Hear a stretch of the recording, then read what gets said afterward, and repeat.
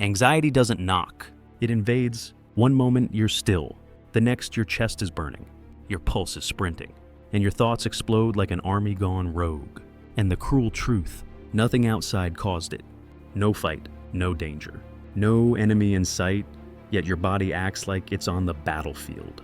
That's because the battlefield is your mind. You've been trained to look calm on the surface while chaos eats you alive inside. Society taught you to relax, man up, be positive, but never how to fight back. Marcus Aurelius faced plagues, wars, betrayal, yet he wrote, "Today I escaped from anxiety." Or no, I discarded it, for it was within me. The Stoics knew anxiety isn't an external storm. It's an internal rebellion. You can't silence it with fake calm. You must conquer it with understanding, focus, and discipline. You are not weak. You're untrained. That ends here.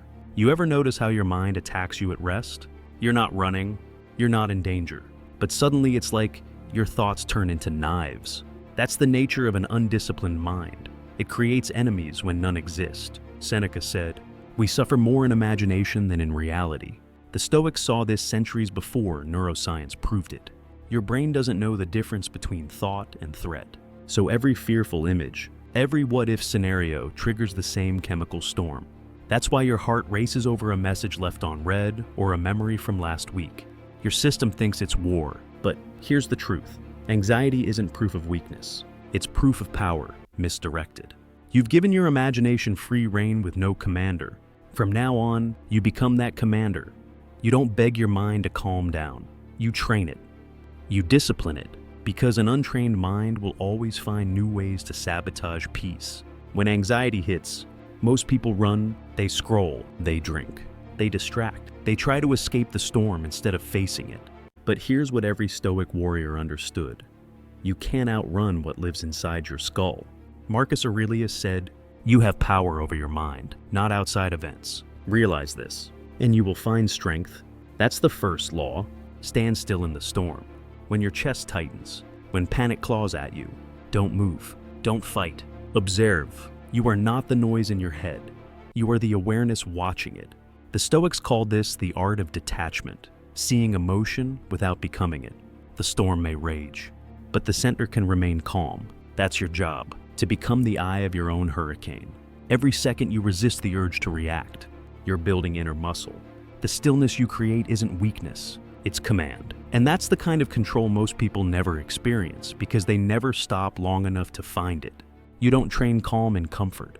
You train it in chaos. When the storm hits, the racing thoughts, the tight chest, the urge to escape, that's your arena. Most people panic and feed the fire. You won't. The Stoics taught a simple but brutal method. Pause, breathe, watch. Don't resist the anxiety. Don't obey it either. Just observe. Say to yourself, this is a feeling, not a command. You're creating distance, the space between reaction and response. And in that space lives your freedom. Seneca wrote, "He who fears death will never do anything worthy of a living man." Fear paralyzes, observation liberates. The first time you do this, your body will scream for escape. Don't give in, hold the line. Every breath you take in awareness is you reclaiming territory from chaos. The storm may not stop, but you'll stand untouched at its center. That's real power, not avoiding fear, but outlasting it with stillness sharper than any weapon. Anxiety feeds on one thing, control. You keep trying to control every outcome, every reaction, every person, and when the world doesn't obey, your mind turns against you. Epictetus warned, freedom is the only worthy goal in life. It is won by disregarding things that lie beyond our control. That's law 2. Let go or be dragged. Most people suffer not because of life's chaos, but because they refuse to accept what's not theirs to manage. You can't control the future. You can't control their opinion. You can't control who stays or who leaves, but you can control how you respond, how you think, how you rise. The Stoic doesn't waste energy chasing what belongs to fate. He sharpens what belongs to him, his reason, his discipline, his decisions. The moment you stop trying to control the uncontrollable, your anxiety begins to starve. Control your focus, not the universe. The rest will fall into place on its own. You wake up already heavy, not because of what's happening, but because of what you're carrying, other people's opinions, future scenarios that don't exist, conversations you replay until they rot, You're dragging invisible weights every day and calling it normal. The Stoics would call it madness. Epictetus said, "Some things are in our control and others not." Most anxiety comes from forgetting that simple line.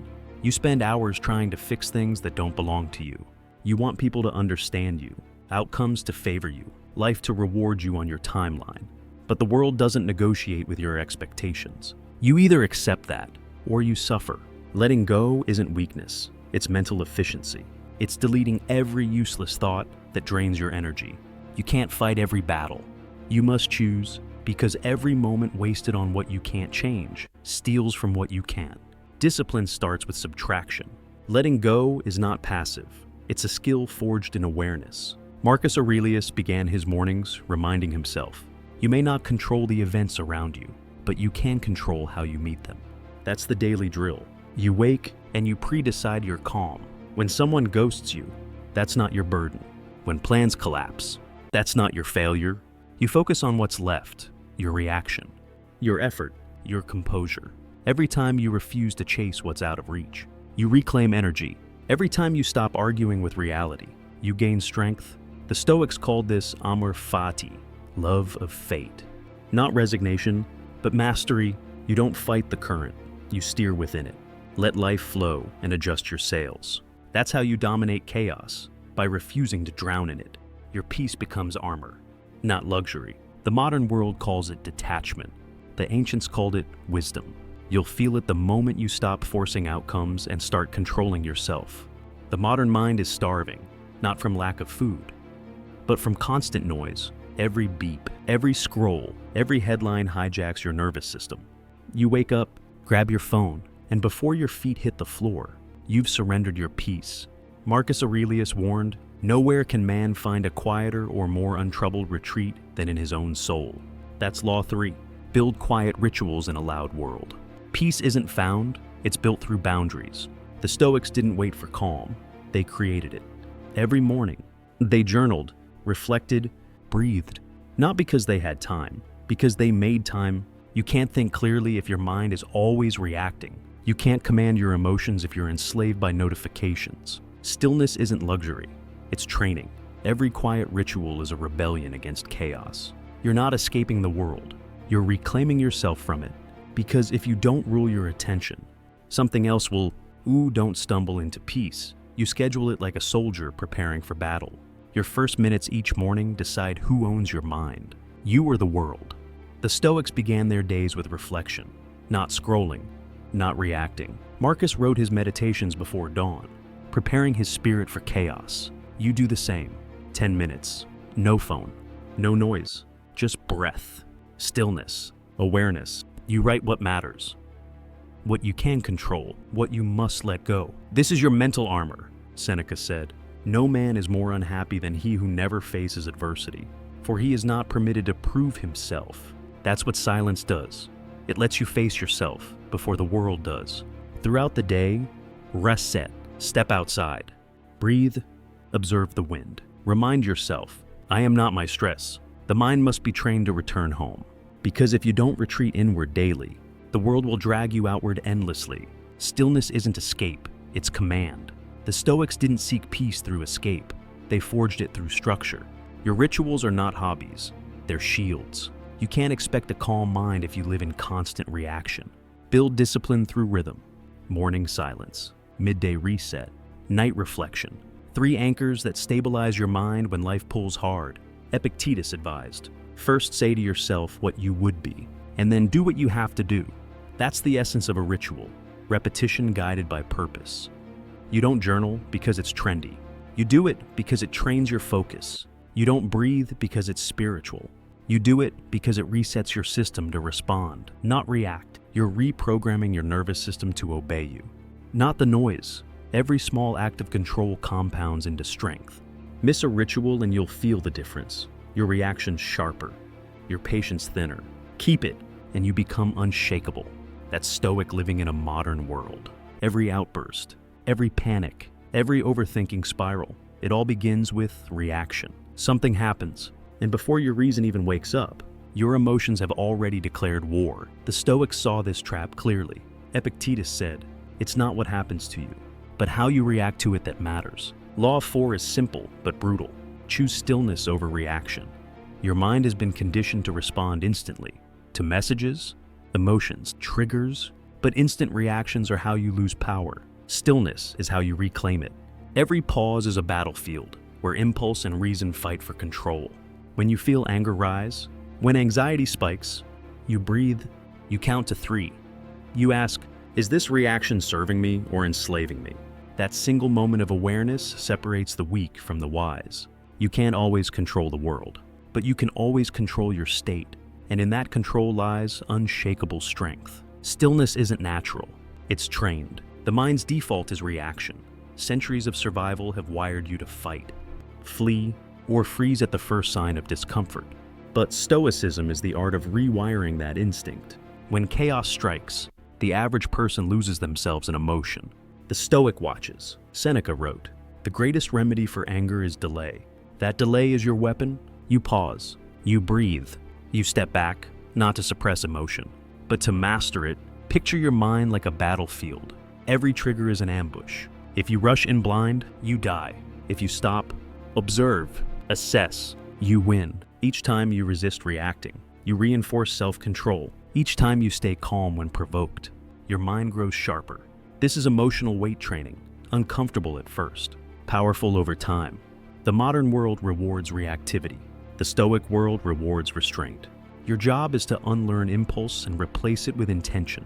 You'll know your training is real, not when life is calm, but when you're provoked, when someone disrespects you, when plans collapse, when fear grips your chest. That's your proving ground. The Stoics believed every obstacle was a test of mastery. Marcus Aurelius wrote, "If you are distressed by anything external, the pain is not due to the thing itself, but to your estimate of it. That's the truth most never grasp. You are not reacting to life. You are reacting to your judgment of life." When insulted, the weak defend their ego. The Stoic defends their peace. When the future looks uncertain, the anxious collapse. The Stoic adjusts. The difference isn't in events, it's in interpretation. So, when the fire hits, pause, feel it, see it, then decide. Respond with precision, not emotion. Let others flail. You stay unmoved. This is the moment you prove control isn't found in calm seas. It's forged in the storm. Every emotion carries energy, anger, fear, frustration, anxiety, all raw fuel. Most people waste it through reaction. The Stoic channels it into action. That's the alchemy of discipline, turning chaos into clarity. Seneca taught, "A man who suffers before it is necessary suffers more than necessary." When you react, you multiply pain. When you pause, you refine it. That's your power, to take what was meant to break you and forge wisdom from it. The mind's first impulse is emotion. The Stoic's second is command. You feel the heat, but you don't let it burn you. You redirect it into calm words, measured action, focused thought. Anxiety wants to own your attention. You make it your teacher instead. Every surge of panic is an invitation to practice mastery. You don't suppress emotion, you sculpt it. You don't chase peace, you create it from the very fire that once consumed you. That's Stoic transformation in real time. Pain will visit you, that's guaranteed. But what you do with it decides everything. The weak try to escape it. The wise transform it. Marcus Aurelius said, "The impediment to action advances action. What stands in the way becomes the way." That's the 5th law. Turn pain into presence, anxiety, loss, rejection. They're not curses. They're signals. They remind you that you're alive, conscious, capable of awareness. The modern mind runs from discomfort, medicates every ache, scrolls past every truth. The Stoic steps closer. Pain is the invitation to return to the present, to your breath, your body, your now. You can't suffer in the past or the future when you're fully here. Every breath you anchor, every moment you witness without resistance, pain begins to lose its grip. You're not avoiding suffering, you're mastering attention. Because what you focus on, you strengthen, and when your focus belongs fully to the present, anxiety has nowhere left to live. Stop running from pain. Every time you avoid it, you make it stronger. Pain thrives in resistance. It dies in awareness. Epictetus said, "When something happens, the only thing in your power is your attitude toward it. You can either accept it or resent it." The Stoic doesn't hide from discomfort. He studies it. He sits with the ache, breathes through the tension, and asks, "What is this trying to teach me?" Because every feeling has a message. Fear reveals where you lack faith. Anger reveals where you crave control. Sadness reveals what you're still attached to. When you stop labeling pain as the enemy, you start extracting its wisdom. You can't grow while denying what you feel, so you turn toward it. Not away, you breathe through the fire, not to numb it, but to observe it. And in that observation, something shifts. The pain loses its power to define you. It becomes your training partner instead of your tormentor. Every disciplined mind is born in pain, not the kind that destroys, but the kind that refines. Marcus Aurelius ruled through war, loss, and plague, yet he wrote, "A blazing fire makes flame and brightness out of everything that is thrown into it." That's what pain is meant for, to feed your inner fire. Most people spend their lives running from discomfort, begging for an easier path. But an easy path breeds weakness. The Stoic path breeds power. When pain arrives, you don't ask, "Why me?" You say, "Train me." Every hardship becomes resistance training for your soul. You're building endurance, not avoidance. The more you sit with pain and remain calm, the more you teach your mind that nothing external can break it. That's how warriors are made, not in peace, but in pressure. The question is no longer how to avoid pain, but how to transmute it into wisdom, patience, and unshakable control. When anxiety hits, your mind escapes. It runs into the future, into imagined disasters that haven't even happened. The Stoic drags it back to the present. Epictetus said, "There is only one way to happiness, and that is to cease worrying about things which are beyond the power of our will." The future isn't your battlefield. This moment is. Anxiety cannot survive full presence because presence kills illusion. You can't spiral while you're here, feeling your breath, your heartbeat, the ground beneath your feet. That's why Stoic training begins with awareness. When panic rises, don't argue with it. Anchor yourself. Notice your breath moving in and out. Feel the weight of your body. Listen to the sounds around you. Every detail is a rope pulling you back into reality. You're not drowning, you've just been trapped in thought. The instant you return to now, the fog begins to lift. The mind quiets. The body remembers peace. Presence isn't a mood, it's a muscle. You build it through repetition, not inspiration. Every time your mind drifts into fear, drag it back. Every time you start predicting disaster, return to what's real. Marcus Aurelius reminded himself daily. Concentrate every minute like a Roman, doing what's in front of you with precise and genuine seriousness. That's how you train presence. You focus on one task, one breath, one step at a time. The anxious mind tries to live 10 days at once. The Stoic mind lives fully in this one. When you feel overwhelmed, look around and ask, what can I control right now? The answer is always small, simple, immediate. Do that thing, finish that breath. That's how the noise dies, not through escape, but through engagement. You silence the storm by acting inside it. Presence transforms anxiety into momentum because you stop fearing the unknown and start mastering the moment you're in. Every Stoic had a ritual for returning to center. When the mind spun out, they didn't wait for calm, they created it. You do the same. The first step is breath. Slow, deliberate, unhurried. Inhale through the nose. Exhale longer through the mouth. You're telling your body, we are safe. Next, engage the senses. Notice 5 things you can see, 4 you can touch, 3 you can hear, 2 you can smell, 1 you can taste. That's not therapy, it's warfare.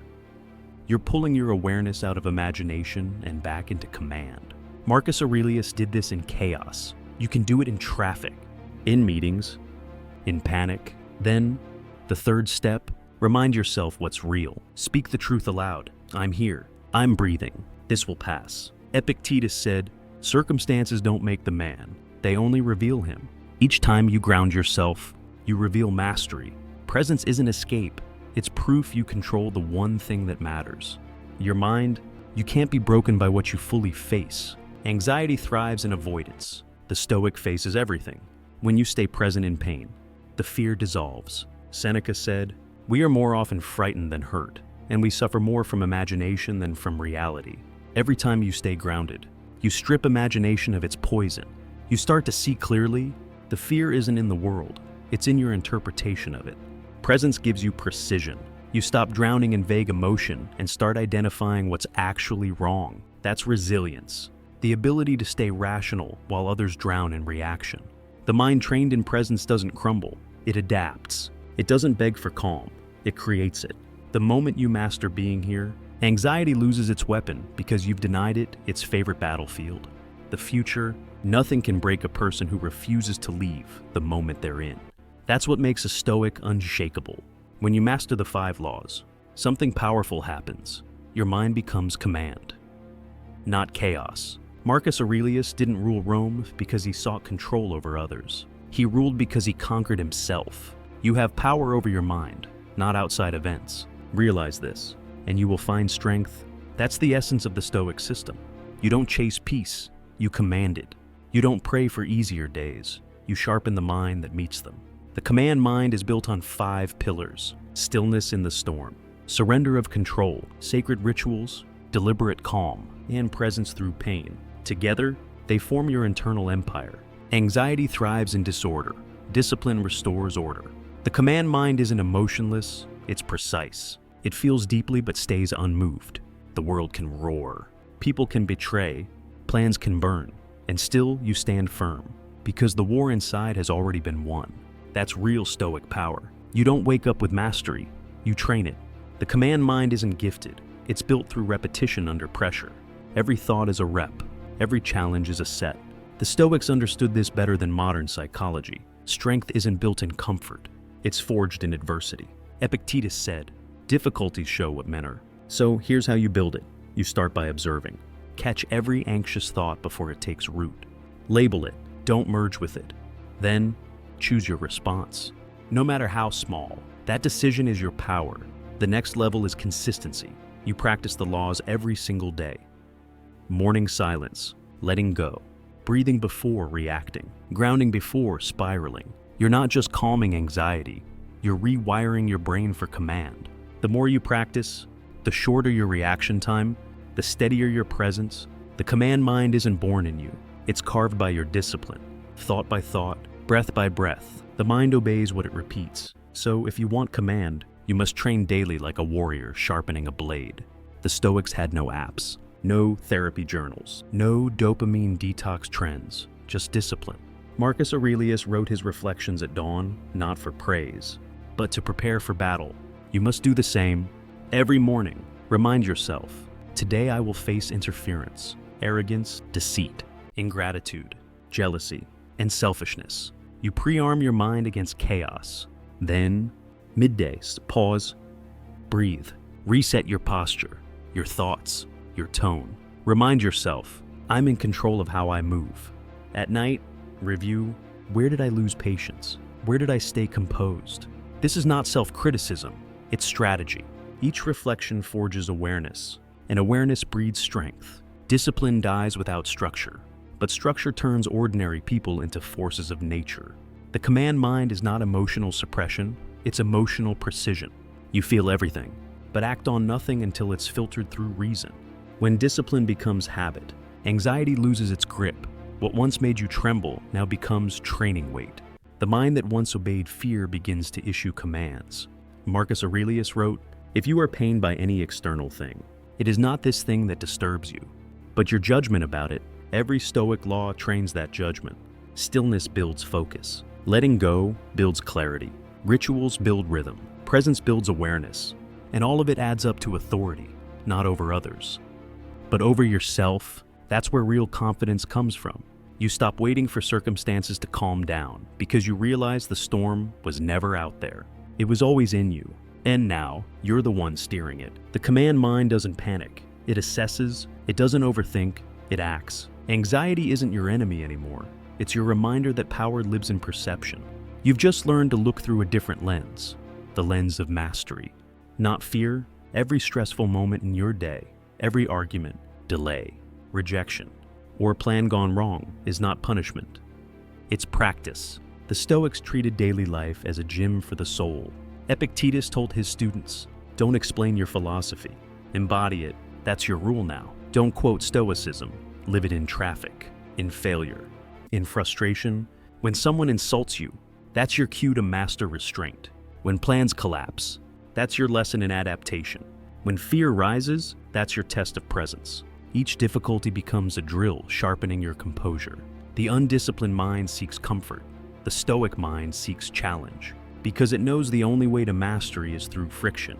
Every chaotic moment is a mirror showing how trained or untrained you really are. So, don't avoid the storm.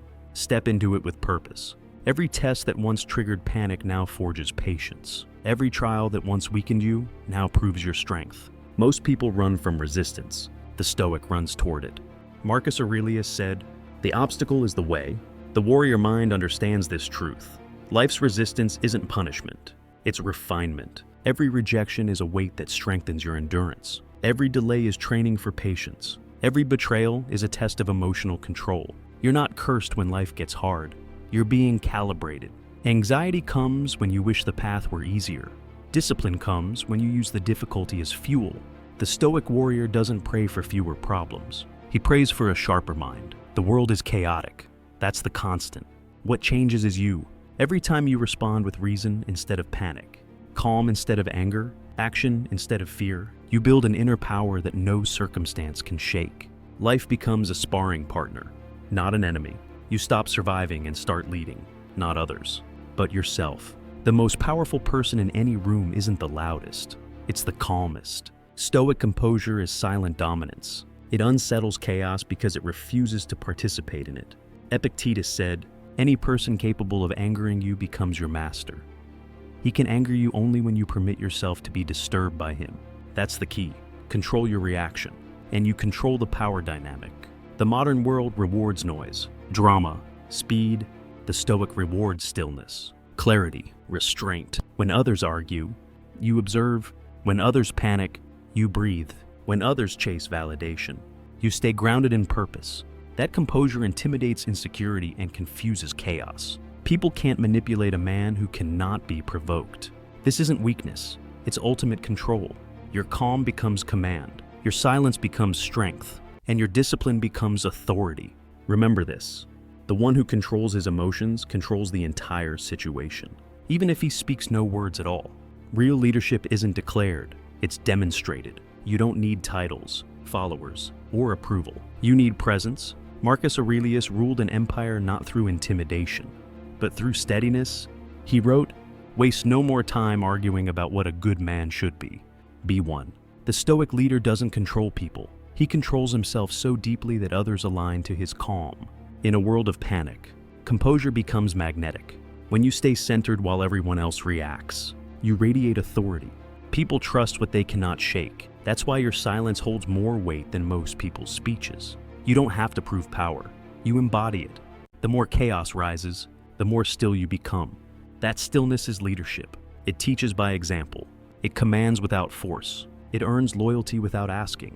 Because in a world ruled by noise, the one who stands unmoved becomes the axis around which others stabilize. You cannot command others if you cannot command yourself. The Stoics knew this truth deeply. Marcus Aurelius led millions, but his real conquest was inward. He wrote, "It is a man's own mind, not his enemy or foe, that lures him to evil ways." Leadership begins with self-regulation, the discipline to direct your emotions, control your impulses, and manage your focus. Every thought is a soldier. Every emotion is a force. If you don't lead them, they'll lead you. The Stoic doesn't wait to feel motivated. He acts from principle, not mood. He builds habits that obey logic, not comfort. That's the essence of self-leadership. Aussi for doing what must be done, whether you feel like it or not. The command mind is ruthless about one thing: consistency. You cannot build strength from chaos. You impose order. You set rules for your own behavior and you follow them like law. That's how discipline becomes identity. Imagine your mind as a vast army. Thoughts are soldiers. Some obey, some rebel. Emotions are like weather, unpredictable, but manageable. Most people let this army run wild, creating panic, fatigue, and confusion. The Stoic becomes the general. He stands above the battlefield and directs. Marcus Aurelius said, "You have power over your mind, not outside events. Realize this, and you will find strength. Every day, you issue orders. What thoughts to entertain, what emotions to release, what goals to pursue. Discipline is your command structure. Awareness is your strategy. You can't stop thoughts from arising, but you can decide which ones get attention. When anger rises, observe it. When fear appears, question it. When distraction attacks, refocus. Over time, the army obeys, Your emotions start following reason instead of leading it. That's the goal. To move from mental chaos to mental order. To be the commander of your inner world. Not its captive. Anyone can seem calm when life is easy. But Stoic mastery reveals itself in heat, when deadlines close in, when criticism hits, when uncertainty burns. This is where most break. But not you. You train for this. Marcus Aurelius reminded himself, if it is endurable, then endure it. Stop complaining. Pressure exposes the truth, whether your discipline is real or just decoration. When the body tightens, when the mind screams for escape, that's your cue. Breathe slower. Speak less. Think deeper. You're not trying to feel better. You're proving you're in command. The Stoics' calm under fire isn't denial, it's control. You can't control the storm, but you can control your stance. That's how unshakable men are built.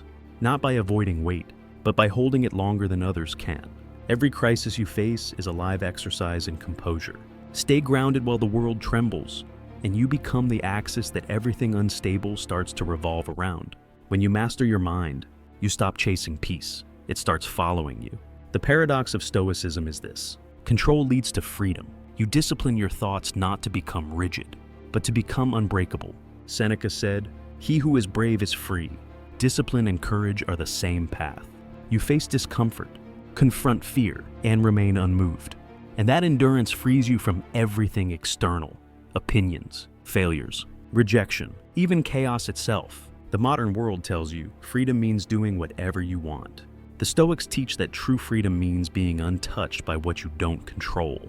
That's the shift, from reacting to directing, from surviving to commanding. You no longer need the world to calm down because you've built calm within. That's liberation, walking through fire without losing your center, standing in storms without losing your clarity. When your mind obeys reason, nothing outside can enslave you again. This is the moment you stop consuming wisdom and start living it. The ancients didn't just write about strength, they became it. Marcus Aurelius faced betrayal. Seneca faced exile. Epictetus lived as a slave. Yet each man built peace from pain and purpose from chaos. What's your excuse? Anxiety, failure, heartbreak. They're not curses. They're invitations to rise. You already have the same weapon they used. Your mind, use it. No more reacting. No more waiting for motivation.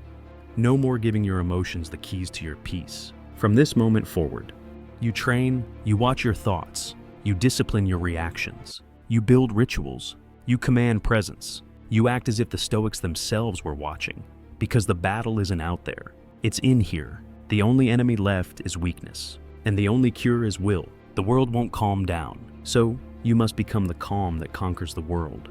You've reached the end of this journey, but the real work begins now. The Stoics never asked for easier lives, they built stronger minds. And now, so do you. Marcus Aurelius said, "Waste no more time arguing what a good man should be.